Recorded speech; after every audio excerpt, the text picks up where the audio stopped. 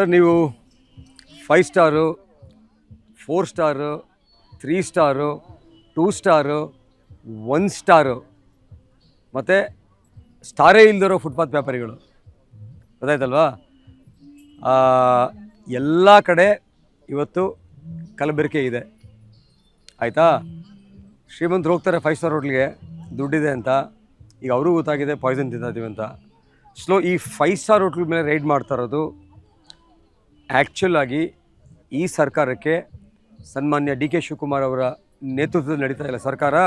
First time ಒಂದು 5 star ಹೋಟೆಲ್ನ raid ಮಾಡಿರೋದು ಯು ಟಿ ಖಾದರ್ ಅವರ ಒಂದು ಆರೋಗ್ಯ ಸಚಿವರಾಗಿದ್ದಾಗ.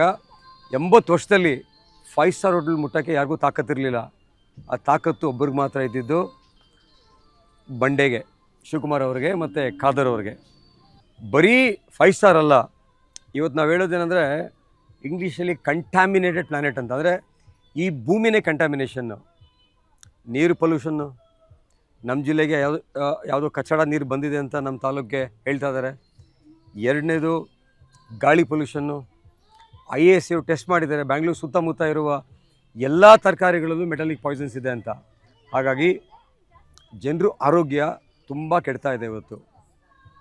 ನಾವೆಲ್ಲ ಚಿಕ್ಕ ಹುಡುಗರಿದ್ದಾಗ, ಅಂದರೆ 90ಸಲ್ಲಿ MBBS ಸೇರಿದಾಗ ಬೆಂಗಳೂರಲ್ಲಿ ಒಂದು ಕಾರ್ಪೊರೇಟ್ ಹಾಸ್ಪಿಟ್ಲ್ ಇರಲಿಲ್ಲ. ಫಸ್ಟ್ ಬಂದಿದ್ದು ಮಣಿಪಾಲ್ ಹಾಸ್ಪಿಟ್ಲು 1991ನಲ್ಲಿ. ಇವತ್ತು ಎಲ್ಲ ಕಡೆ ಬೆಂಗಳೂರಲ್ಲಿ 500 ಬೆಡ್ಡು, 1000 ಬೆಡ್ ಆಗ್ತಾಯಿದ್ದಾರೆ. ಯಾಕೆ ಆಗ್ತಾಯಿದ್ದಾರೆ? ಅಷ್ಟು ಕಾಯಿಲೆಗಳು ಜಾಸ್ತಿ ಇದೆ ಮನುಷ್ಯನಿಗೆ. ಇದು 5 ಸ್ಟಾರು 3 ಸ್ಟಾರು ಇವಾಗೇನು ಶುರುವಾಗಿಲ್ಲ. ಇದು ಶುರುವಾಗಿದ್ದು 1991ನಲ್ಲಿ. ನಮ್ಮ ದೇಶ ಉದಾರೀಕರಣ ಆಯಿತು. ನೂತನವಾಗಿ ಪ್ರಾರಂಭವಾಗಿರುವ ಶ್ರೀವೇಣು ಟಿವಿಎಸ್ ಶೋರೂಮ್ನಲ್ಲಿ ಟಿವಿಎಸ್ ಕಂಪನಿಯ ಎಲ್ಲಾ ರೀತಿಯ ಪೆಟ್ರೋಲ್ ಮತ್ತು ವಿದ್ಯುತ್ ಚಾಲಿತ ಬೈಕ್ಗಳಿಗಾಗಿ ಎಂದೇ ಭೇಟಿ ನೀಡಿ. ವಿಳಾಸ ಬೈಪಾಸ್ ರಸ್ತೆ, ಮಾರುತಿ ನೆಕ್ಸಾ ಕಾರ್ ಶೋರೂಮ್ ಪಕ್ಕ, ಕೋಲಾರ.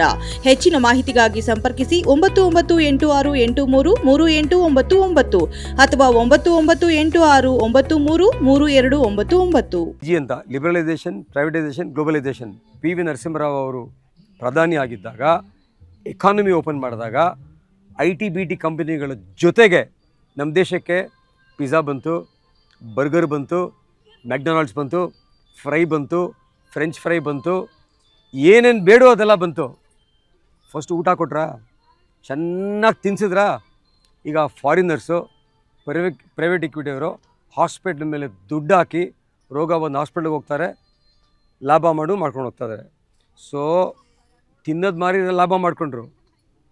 ಈಗ ಹಾಸ್ಪಿಟ್ಲ್ ಮಾರಿ ನೀವೆಲ್ಲ ಅಂದ್ಕೊಂಡಿರ್ಬೋದು ದೊಡ್ಡ ದೊಡ್ಡ ಹಾಸ್ಪಿಟ್ಲ್ಗಳ ಅವರೇ ಓನರ್ಗಳು ಅಂತಲ್ಲ, ಎಲ್ಲ ಓನರ್ಸು ಫಾರಿನರ್ಸು, ಕ್ಯಾಪಿಟಲಿಸ್ಟ್ ಮನಿ. ಹಾಗಾಗಿ ಚಿಕ್ಕ ಮಕ್ಕಳಿಂದ ಹಿಡಿದು ವಯಸ್ಸಾದವ್ರಿಗೂ ಇವತ್ತು ದೇಶದಲ್ಲಿ ಎಲ್ಲ ಕಲಬೆರಕೆ ಊಟ.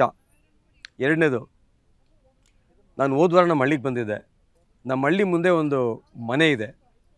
ಆ ಮನೆ ಅಂಗಡಿ, ಒಂದು ಪೆಟ್ಟಿ ಅಂಗಡಿ ಇದೆ, ಕಿರಾಣ ಸ್ಟೋರ್ಸು. ಏನಪ್ಪ ಅಶೋಕ್ ಚೆನ್ನಾಗಿದೆಯಾ ಅಂದೆ. ಅಣ್ಣ ಚೆನ್ನಾಗಿದ್ದೀನಿ ಅಂದ. ಇದೇನೋ ಹೊಸ ಫ್ರಿಡ್ಜ್ ತಂದುಬಿಟ್ಟಿದೆ ಅಂದೆ. ಇಲ್ಲ ಅಣ್ಣ, ಯಾವುದೋ ಕಂಪನಿಯವ್ರು ಕೊಟ್ಟರು ಅಂದ. ಫ್ರೀಯಾಗಿ ಕೊಟ್ಟರೆ ಫ್ರಿಡ್ಜು? ಕೊಟ್ಟೋಣ ಫ್ರೀಯಾಗಿ ಅಂದ. ಯಾವ ಕಂಪನಿ ಅಂದೆ. ಯಾವುದೋ ಒಂದು ಕಂಪ್ನಿ ಹೆಸರು ಹೇಳ್ದ. ಒಂದು ಫ್ರಿಡ್ಜು ಕಂಪನಿಯವ್ರದ್ದು, ಇನ್ನೊಂದು ಫ್ರಿಡ್ಜು ಪರ್ಸ್ನಲ್ಲು. ಈ ಫ್ರಿಡ್ಜಲ್ಲೂ ಕೋಲಾ ಅಂತ ಯಾವುದೋ, ಆ ಫ್ರಿಡ್ಜಲ್ಲೂ ಕೋಲಾ ಅಂತೆ. ಕಲರ್ ಕೋಲಾಗಳು, ಒಂದು ಬ್ರೌನ್ ಕಲರು, ಒಂದು ಯೆಲ್ಲೋ ಕಲರು, ಒಂದು ವೈಟ್ ಕಲರ್. ಅವ್ರು 20 ರೂಪಾಯಿ ಅಂತೆ, ಇವ್ರದ್ದು 10 ರೂಪಾಯಿ ಅಂತೆ. ಅವ್ನು ಹೇಳ್ತಾನೆ ನಮ್ಮ ಅಶೋಕು, ಅಣ್ಣ ಮೊದಲು ಹಳ್ಳೀಲಿ ಮಕ್ಕಳು ಬಂದು ಒಂದು ಕೋಲಾ ಕುಡಿಯೋಕ್ಕೆ 3 ದಿನಕ್ಕೆ ಒಂದ್ಸರಿ ಬರೋರು ಅಂತ. ಅಣ್ಣ ಡೈಲಿ ಬಂದು 2 ಕುಡ್ಕೊಂಡು ಹೋಗ್ತಾರೆ ಅಣ್ಣ ಇವತ್ತು ಅರ್ಧ ಬೆಲೆಗೆ ಅಂತ. ಇನ್ನೊಂದು ದೊಡ್ಡ ಬಾಟ್ಲ್ ತೋರಿಸ್ತಾ. ಆ ಬಾಟ್ಲ್ ತೊಗೊಂಡ್ರೆ 1 ಬಾಟ್ಲ್ ನೀರು ಫ್ರೀ ಅಂತೆ.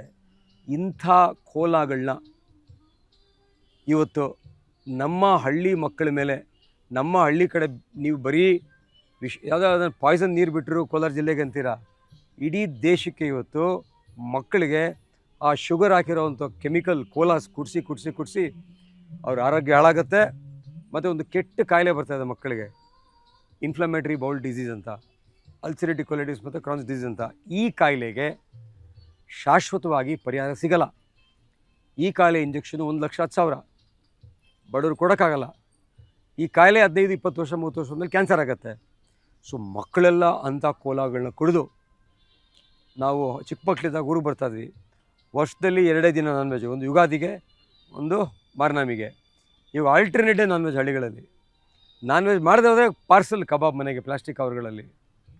ಸೊ ಹಳ್ಳಿನೂ ಹೋಯ್ತು, ಡೆಲ್ಲಿನೂ ಹೋಯ್ತು, ಇಡೀ ದೇಶನೂ ಹೋಯ್ತು. ಆರೋಗ್ಯದ ಪರಿಸ್ಥಿತಿ ಇವತ್ತು ತುಂಬ ಕೆಟ್ಟದಾಗಿದೆ. ನೀವೆಲ್ಲ ಇದ್ದೀರಲ್ಲ ಇಲ್ಲಿ, ನನ್ನ ಪ್ರಕಾರ ಯಾರೂ ಆರೋಗ್ಯವಾಗಿ ಇಲ್ಲ. ಬನ್ನಿ ಚೆಕ್ ಮಾಡೋಣ.